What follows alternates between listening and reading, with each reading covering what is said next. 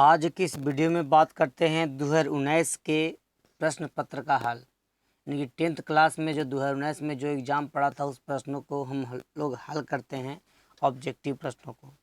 Video के last तक बने रहिएगा। वीडियो के लास्ट में आप लोग को 2 से 3 प्रश्नों को पूछा जाएगा, जिसको आपको कमेंट बॉक्स में जवाब देना है।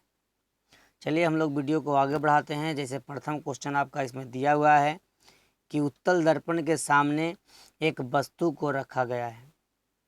उत्तल दर्पण के सामने एक वस्तु को रखा गया है, इसकी प्रतिबिंब की प्रकृति कैसी होगी। तो देखिए, उत्तल दर्पण एक ऐसा दर्पण है, इसके प्रत्येक कंडीशन में है जो प्रतिबिंब जो बनता है, जो आप लोग का काल्पनिक बनता है। उत्तल दर्पण एक ऐसा दर्पण है जिसमें हमेशा जो प्रतिबिंब बनता है, 2 ही कंडीशन है। एक वस्तु को अनंत पर रखा जाता है, एक बार वस्तु को जो पी और एफ के बीच रखा जाता है। दोनों ही स्थितियों में है जो प्रतिबिंब बनता है, जो आप लोग का काल्पनिक ही बनता है। चलिए हम लोग नेक्स्ट क्वेश्चन की ओर आगे बढ़ते हैं। कौन सा दर्पण आमतौर वाहनों में पीछे देखने के रूप में उपयोग करते हैं। हम लोग जो उत्तल दर्पण का उपयोग करते हैं, उत्तल दर्पण का उपयोग है जो पीछे वाले वस्तुओं को देखने के लिए उपयोग करते हैं, जिसे हम लोग बोलते हैं पश्च दृश्य दर्पण के रूप में उपयोग करते हैं उत्तल दर्पण का। नेक्स्ट क्वेश्चन है आप लोग का, क्या आवर्धन का ऐसा ही मात्रक होता है। देखिए, आवर्धन का ऐसा ही मात्रक होता है 1/मीटर। इसका ऐसा ही मात्रक होता है डायोप्टर। तो आप लोग को दिया हुआ ऐसा ही मात्रक 1/मीटर, यानी कि 1/मीटर को ही हम लोग डायोप्टर कहते हैं। यहाँ पर 1/मीटर को डायोप्टर न लिख करके डायरेक्ट लिखा है 1/मीटर। तो आप लोग से पूछा जाएगा आवर्धन का ऐसा ही मात्रक होता है 1/मीटर। ये सब आप लोग को ध्यान में रखना है। जैसे यहाँ पर एक क्वेश्चन आपका दिया हुआ है, किसी लेंस की क्षमता -2 डायोप्टर है। जैसे किसी लेंस की क्षमता जब -2 डायोप्टर है तो इसकी फोकस दूरी क्या होगी। तो चूंकि हम लोग जानते हैं लेंस की क्षमता बराबर पी बराबर फार्मूला होता है 1/f। जब 1/f होता है तो हम लोग पी बराबर लिखते हैं -2d। हम लोग से पूछा जाएगा 1/f। एफ जब पूछा जाता है तो इधर हम लोग लेते हैं -2। जब इतना में डिवाइड करते हैं तो आ जाता है -0.5 मीटर। तो यानी कि जब -2 डायोप्टर वाले लेंस की क्षमता की फोकस दूरी होती है -0.5 मीटर। अगर आप लोग से पूछा जाएगा अपर्तनांक बराबर निम्नलिखित में फार्मूला क्या है, तो हम लोग बोलेंगे sin i बटा sin r बराबर म्यू पढ़े हैं, इसी को हम लोग अपर्तनांक के नाम से जानते हैं। नेक्स्ट क्वेश्चन की ओर आगे बढ़ते हैं हम लोग। नेक्स्ट क्वेश्चन में हम लोग क्या देखते हैं कि नेक्स्ट क्वेश्चन आपका है, नेक्स्ट क्वेश्चन है प्रतिरोध का सूत्र होता है। नेक्स्ट क्वेश्चन प्रतिरोध का सूत्र, जैसे R बराबर दे दिया है यहाँ पर V/I। जैसे हम लोग पढ़े हैं ओम के नियम में एक फार्मूला होता है V बराबर IR। तो हम लोग यदि R जब पूछता है तो इधर I है जो मल्टीपल में होता है, तो इधर आपको डिवाइड हो जाता है। तो R बराबर हम लोग बोलते हैं V/I। V/I को ही हम लोग प्रतिरोध का सूत्र कहते हैं। चलिए नेक्स्ट क्वेश्चन की ओर आगे बढ़ते हैं। किलोवाट घंटा मात्रक होता है। देखिए, विद्युत ऊर्जा का एक व्यावसायिक मात्रक होता है यूनिट। यूनिट को ही हम लोग कहते हैं किलोवाट घंटा, KWH के नाम से जानते हैं। यह है जो विद्युत ऊर्जा का ऐसा ही मात्रक होता है। तो विद्युत ऊर्जा को हम लोग किलोवाट के नाम से जानते हैं। नेक्स्ट क्वेश्चन की ओर आगे बढ़ते हैं। नेक्स्ट क्वेश्चन में क्या है, जैसे यहाँ पर हम लोग देख लेते हैं नेक्स्ट क्वेश्चन। नेक्स्ट क्वेश्चन यहाँ है विद्युत फ्यूज आधारित है। तो विद्युत धारा के ऊष्मीय प्रभाव पर आधारित है विद्युत फ्यूज, क्योंकि जैसे ही अत्यधिक तापमान होता है तो विद्युत फ्यूज है जो गलकर टूट जाता है। इस आधार पर कहते हैं कि विद्युत धारा के ऊष्मीय प्रभाव पर यह आधारित है। नेक्स्ट क्वेश्चन की ओर आगे बढ़ते हैं। विद्युत चुम्बकीय प्रेरण का खोज। देखिए, विद्युत चुम्बकीय प्रेरण का खोज करने वाला एक वैज्ञानिक थे जिनका नाम था फैराडे।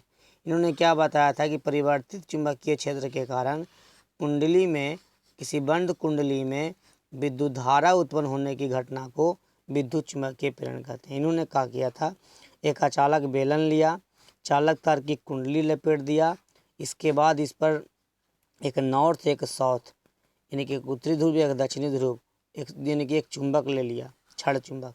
जब इसको गति करवाया जाता है, इसमें लगा हुआ गैल्वेनोमीटर का सुई है जो विचलित होने लगता है।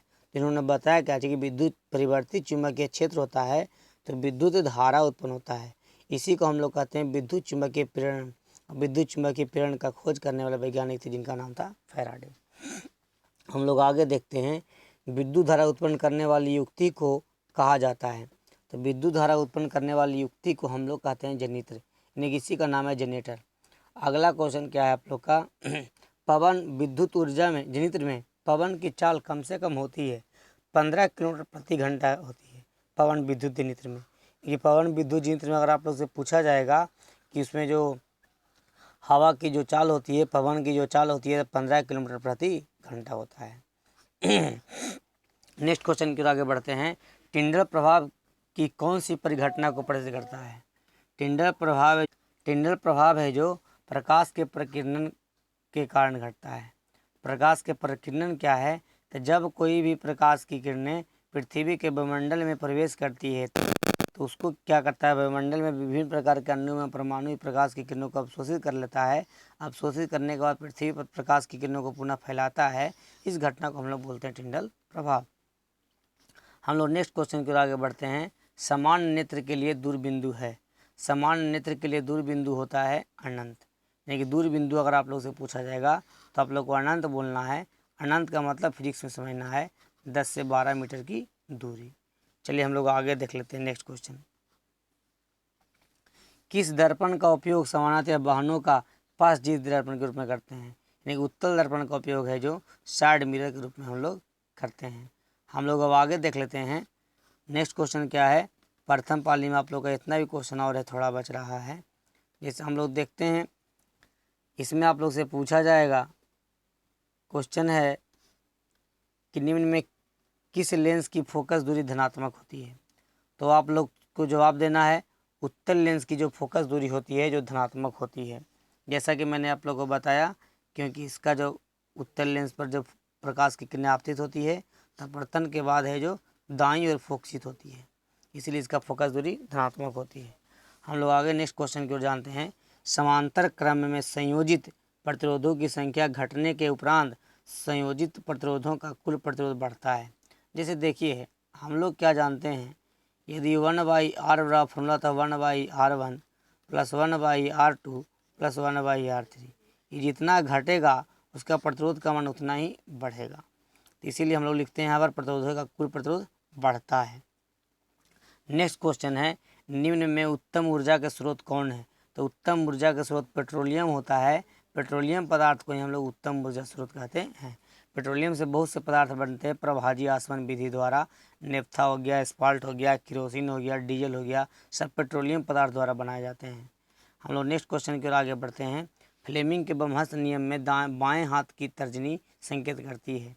तो फ्लेमिंग के बाएं हस्त के नियम में बाएं हाथ की तर्जनी है जो चुंबकीय क्षेत्र को बताता है। इन्होंने 3 अंगुली लिया था, तर्जनी, मध्यमा एवं अंगूष्ठा को समकोणीय लिया था।